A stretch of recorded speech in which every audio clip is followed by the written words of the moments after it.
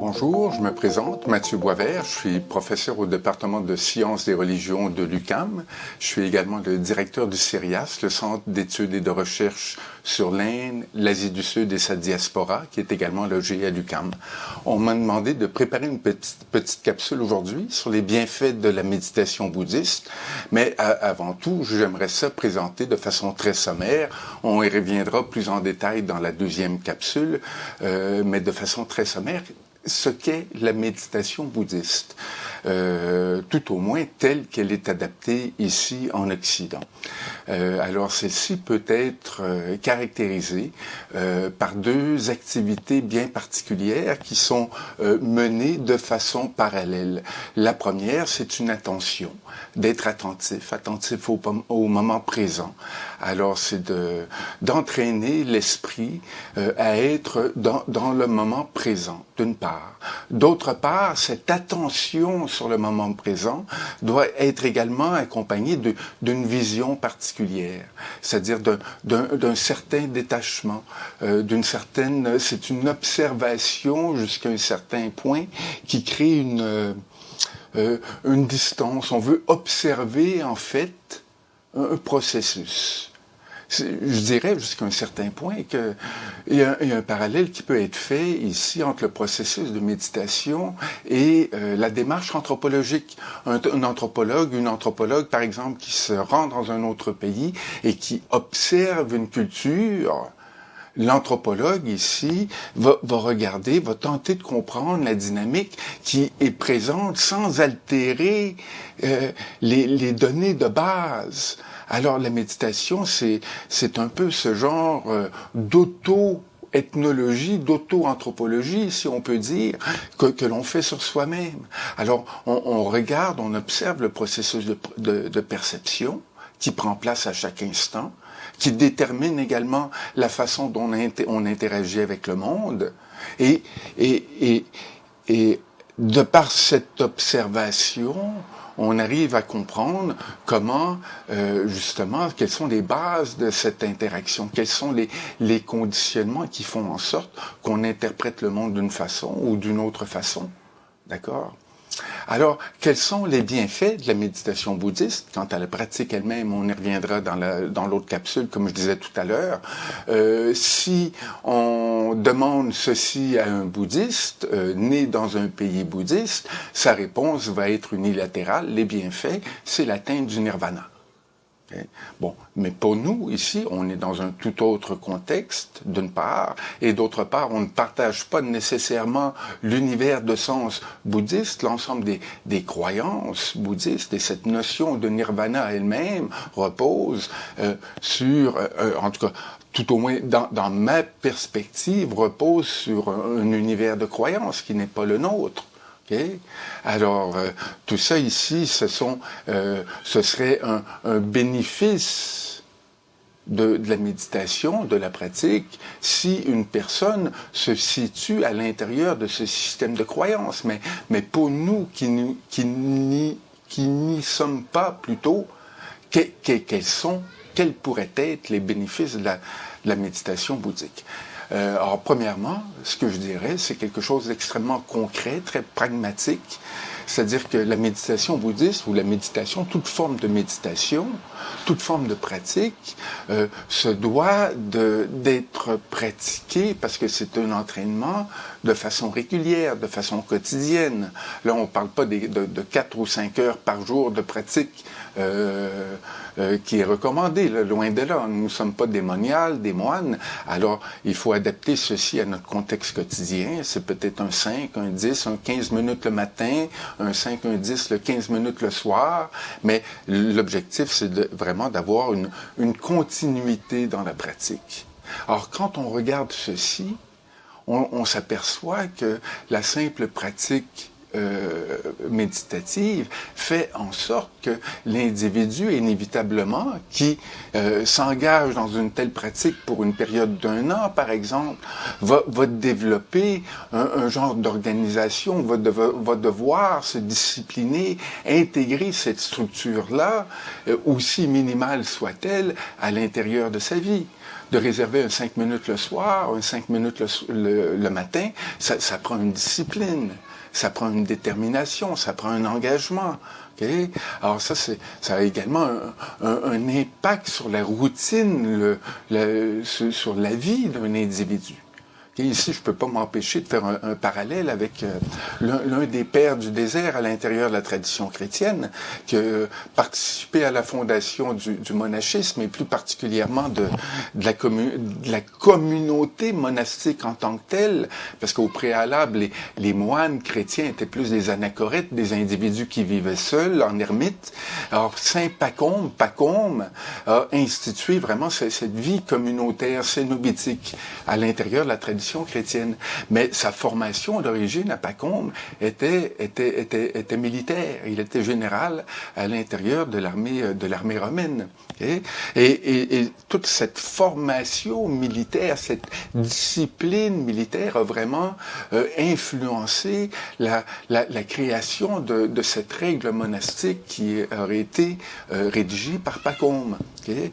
Alors, on voit ici cet aspect de discipline par rapport à la méditation. D'accord? Un autre élément, un autre bénéfice qui est aussi superficiel jusqu'à un certain point, mais beaucoup moins que le premier que je viens de mentionner, c'est que cette pratique récurrente, 5 minutes le soir, 5 minutes le matin, par exemple, vient à créer une pause, un temps d'arrêt dans notre quotidien qui est souvent effréné, qui est extrêmement rapide. Okay? Alors c'est un moment d'une part qui est à nous, okay? qui est pour nous et où on se retrouve. Okay?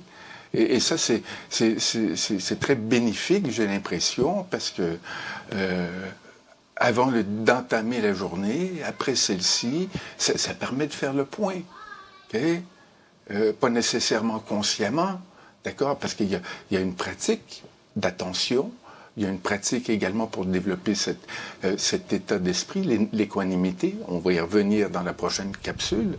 Alors, il y a une pratique qui est bien concrète, mais inconsciemment, quand cette pratique se déploie, il y a également des pensées qui émergent sans qu'on les entretienne. Okay? Et ça aide également, bien que ça ne soit pas l'objectif premier de la pratique méditative, ça permet à l'individu de se centrer inévitablement à la fin de la journée, quand on s'assoit pour 5 minutes, ben, il y a un genre de synthèse de la journée qui se fait. Qu'est-ce qui a marché? Qu'est-ce qui n'a pas marché? C'est pas ça la pratique méditative en tant que telle. Hein. Mais ce temps d'arrêt a également un processus, a également une dimension bénéfique plutôt. Okay? Mais je dirais que le bénéfice premier de la pratique méditative, c'est que ceci institue un genre de processus réflexif. Okay? Parce que la méditation, c'est d'être présent dans le moment présent, okay? D'être conscient de ce que l'on expérimente par les sensations, de ce qu'on voit, ce qu'on entend, okay? Et également de comment l'esprit vient à comprendre, vient à intérioriser ceci, là. Okay? Alors, ça nous permet de voir, en fait, comment on réagit spontanément au monde extérieur, spontanément, en fait, parce que l'ensemble de nos réactions sont conditionnées de par notre éducation, de par notre réseau social et tout. Okay? Alors, le simple fait de prendre conscience du processus permet, jusqu'à un certain point, de désactiver ces différents conditionnements. Okay? Et plutôt que de réagir, l'individu va plutôt agir et interagir avec les individus, avec la situation à l'intérieur de laquelle il se trouve là. Okay? Alors ça, je dirais vraiment que c'est l'un des éléments clés de la méditation.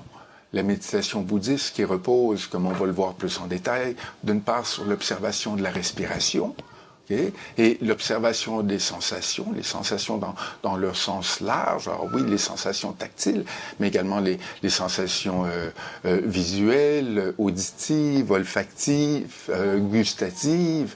Alors ce sont toutes les sensations corporelles qui sont ici convoquées à l'intérieur du processus. Mais il y a également l'esprit qui est analysé.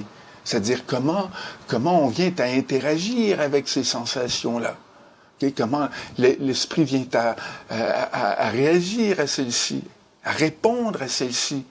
Quand il y a un son fort, on entend et on remarque également comment l'esprit subséquemment vient à interagir avec cette sensation ponctuelle. Okay? Alors, c'est une attention qui doit se développer comme ça, momentanée, de moment en moment, d'être conscient du moment présent, des sensations, okay? Et également de comment l'esprit interagit avec celle-ci. Alors, ça permet à l'individu, graduellement, bien entendu, ça se fait pas du jour au lendemain, okay? Mais d'être beaucoup plus à l'écoute de soi, d'une part, okay? De ce que l'on ressent, mais également de comment on a été habitué jusqu'à un certain point à ressentir certaines choses, parce que on a chacun nos propres patterns relationnels, nos patterns réactionnels, si je puis dire. Okay? Et la méditation permet cette attention, couplée avec l'équanimité, cette approche bien particulière, permet justement de mettre au jour ces patterns réactionnels. Et lorsqu'ils sont au jour, lorsqu'on en devient conscient, spontanément, ceux-ci deviennent neutralisés jusqu'à un certain point. On vient à réagir avec l'environnement, avec les individus qui nous entourent, avec la situation présente, de façon nouvelle et de façon peut-être un peu plus à l'écoute de l'autre, à l'écoute de la situation, mais également à l'écoute de soi-même et de ce qui se passe à l'intérieur de nous.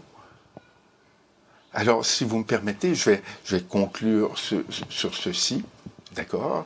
C'est un topo qui est très rapide, et dans la prochaine capsule, je vais tenter d'expliquer de façon très sommaire, également en 10-15 minutes, comment justement on vient à pratiquer cette méditation bouddhique de façon globale avec ses différentes dimensions. Alors à très bientôt, j'espère que cette petite capsule vous a plu.